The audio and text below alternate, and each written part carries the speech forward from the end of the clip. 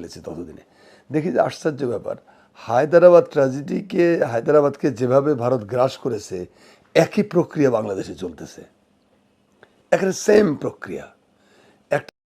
আসসালামু আলাইকুম প্রিয় দেশবাসী, আপনারা সকলে জানেন বাংলাদেশ দখলের পরিকল্পনা ভারতের আজকের বা কালকের নয়, এটা তাদের দীর্ঘদিনের পরিকল্পনা। এতদিন ধরে তারা কিন্তু তাদের অনেকগুলো প্ল্যান আছে, plan A, plan B, plan C, তারা একটার পর একটা প্ল্যান তাদের আছে। তো এতদিন ধরে তারা ইসকনের মাধ্যমে অনেকগুলো জিনিস আমাদের দেশে করে আসছে এবং তাদের ইসকনের মাধ্যমে উগ্রবাদী সন্ত্রাসী কর্মকাণ্ড বাংলাদেশে করার চেষ্টা করেছে। এতদিন তাদের পাঁচটা আওয়ামী লীগ ক্ষমতায় থাকায় তারা বাংলাদেশে সব ধরনের সুবিধা পেয়েছে, ওই কারণে তারা ওইরকমভাবে কোনো কিছু করে নাই। এখন যেহেতু বর্তমান সরকার, অন্তর্বর্তীকালীন সরকার তাদের কথা শুনতেছে না এবং তাদের কোনো গুরুত্ব দিচ্ছে না, তো তারা বাংলাদেশ দখলের দিকে আরও বেশি মনোনিবেশ করছে।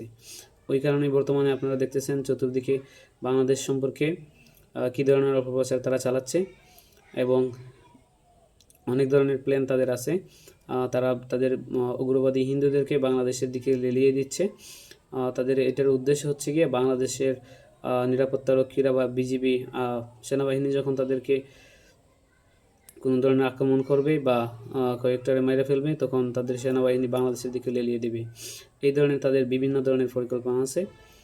আপনারা বা আমিও হয়তো আগে জানতাম না, তাদের হায়দ্রাবাদ আগে একটা স্বাধীন দেশ ছিল। ভারতীয়রা হায়দ্রাবাদকে কীভাবে তাদের দেশের আওতায় নিয়ে আসছে এবং তাদেরকে কীভাবে পরাধীন করে তাদের দেশে রাখছে। জনাব আব্দুল হাই শিকদারের একটা আলোচনায় আমি দেখলাম যে হায়দ্রাবাদকে যেভাবে তারা তাদের ভারতের ভিতরে নিয়ে আসছে, প্লাস ভারতের হায়দ্রাবাদের স্বাধীনতাকে তারা যেভাবে বিনষ্ট করছে, বাংলাদেশকেও তারা একইভাবে বাংলাদেশকে তাদের ইন্ডিয়ার আওতায় বা ভারতের আওতায় নেয়ার সেই পরিকল্পনা করতেছে। আচ্ছা, চলুন তাইলে আমরা আজকে আব্দুল হাই শিকদারের বক্তব্যটা একটু শুনে আসি। ততদিনে দেখি যে আশ্চর্য ব্যাপার, হায়দ্রাবাদকে যেভাবে ভারত গ্রাস করেছে একই প্রক্রিয়া বাংলাদেশে চলতেছে, একেবারে সেম প্রক্রিয়া। একটা স্বাধীন দেশ কিভাবে ধ্বংস হয়, তার জন্য কিভাবে বুদ্ধিজীবীদের লেলিয়ে দিতে হয়, কিভাবে সংস্কৃতি কর্মীদের লেলিয়ে দিতে হয়, কিভাবে মানে রাজনৈতিক দল কিনতে হয়, কিনে তাদের দ্বারা গণ্ডগোল পাকাতে হয়। এই যে সংখ্যালঘু কার্ড ভারত প্রথম খেলে হায়দ্রাবাদে। এই সংখ্যালঘু কার্ড কেন ব্যবহৃত হয়, এরকম নানান কিছু দেখি যে বাংলাদেশের সাথে অক্ষর অক্ষর মিলে যায়। এই বিষয়টা আমার মনে হলো যে আমার দেশের মানুষকে জ্ঞাত করানো দরকার যে অ্যাকচুয়ালি হায়দ্রাবাদ থেকে শিক্ষা নিতে হবে। সিকিম তো এক ধরনের শিক্ষা দিয়েছে আমার, যে পার্লামেন্টের এমপিরা দেশের স্বাধীনতা বিক্রি করে দিতে পারে, এটা একটা প্রক্রিয়া। আরেকটা প্রক্রিয়া হলো সে হায়দ্রাবাদ যেভাবে দখল করেছে।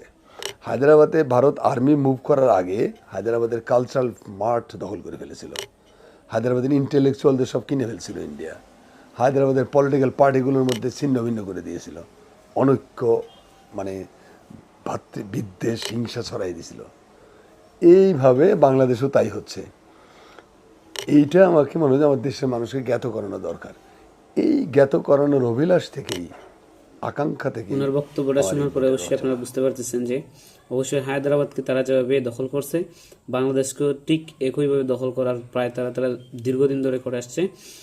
প্রথমত তারা হচ্ছে গিয়ে ইসকনের মাধ্যমে আমাদের দেশে উগ্র হিন্দুত্ববাদী চড়ানোর চেষ্টা করছে।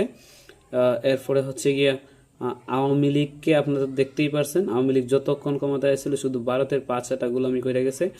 আওয়ামী লীগকে তারা তাদের দলভুক্ত করে নিয়েছিল, এতদিন তারা তাদের সুবিধা সবগুলো পাইছে। এখন হচ্ছে গিয়ে বিভিন্ন সময় আমাদের বিভিন্ন রাজনৈতিক দলকে তারা তাদের আমাদের দেশের রাজনৈতিক দলের মধ্যে বিভিন্ন ধরনের কুন্দল সৃষ্টি করে দিতেছে। এবং আওয়ামী লীগ ক্ষমতায় থাকতেও আপনারা দেখছেন বিভিন্ন সময় বিভিন্ন মন্দিরে আক্রমণ করে এগুলা মুসলমানদের উপরে চাপিয়ে দেওয়ার চেষ্টা করছে এবং বর্তমানেও সেই একই কার্ড তারা খেলার চেষ্টা করতেছে। সংখ্যালঘু বইলা হিন্দুদের নামে তারা যে অপবাদ চালাচ্ছে যে বাংলাদেশের মুসলমান হিন্দুদের উপরে আক্রমণ করতেছে, তারা এই যে অপপ্রচার বাংলাদেশের নামে করতেছে তারা ভারতীয় বিভিন্ন মিডিয়ায় এবং বিভিন্ন বিশ্বের মিডিয়ায় তারা দিতেছে। এগুলো হচ্ছে গিয়ে তাদের আরেকটা নতুন প্ল্যান।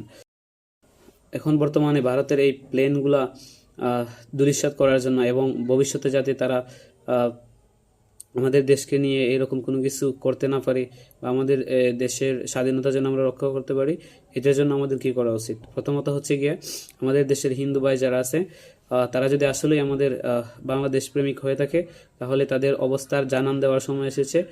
অবশ্যই তারা ভারতীয় মিডিয়াতে যে অপপ্রচারগুলো চালাচ্ছে এইগুলার সঠিক জবাব তারা প্রত্যেকের নিজ নিজ স্থান থেকে দিবে। ইতিমধ্যে অবশ্যই দেখছেন ঢাকার জগন্নাথ হল থেকে আমাদের হিন্দু ভাইরা ভারতের এই অপপ্রচারের বিরুদ্ধে যথেষ্ট জবাব দিয়েছে। আমি চাই আমাদের বাংলাদেশের প্রত্যেকটা হিন্দু ভাই এইভাবেই এই ভারতীয় মিডিয়াদের অপপ্রচারের জবাব দিক, এবং আমি আমার দেশের সরকারকে সবসময় এই ভারতীয় এই আগ্রাসনের বিরুদ্ধে সবসময় সোচ্চার থাকার জন্য আহ্বান জানাবো।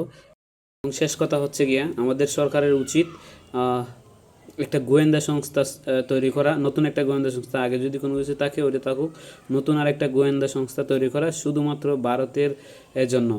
ভারত যেন আমাদের দেশকে নিয়ে কোনো কিছু করতে না পারে এবং আমাদের দেশের স্বাধীনতার হস্তক্ষেপ তারা যেন কোনোভাবেই করতে না পারে। আমাদের দেশের ভিতরে তারা যেন কোনোভাবেই তাদের প্ল্যানকে সফল করতে না পারে এবং আমরা আমাদের দেশকে সামনে আগায় নিয়ে যেতে পারি।